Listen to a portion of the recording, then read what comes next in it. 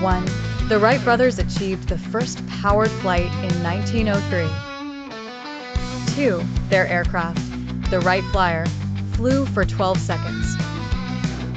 3. In 1909, the Blériot 11 flew across the English Channel. 4. Military aircraft developed during World War I.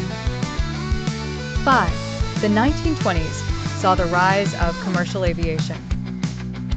6. Charles Lindbergh flew nonstop from New York to Paris in 1927. 7. The 1930s introduced pressurized cabins and improved safety.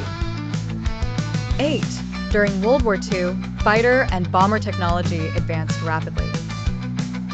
9. Post-war period saw the introduction of jet engines.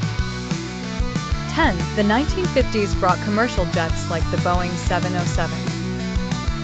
11. The Concorde began supersonic passenger flights in 1969. 12. In 1981, the first space shuttle, Columbia, was launched. 13. The 21st century focuses on sustainable and efficient aviation. 14. Electric planes and green technologies are being developed. 15.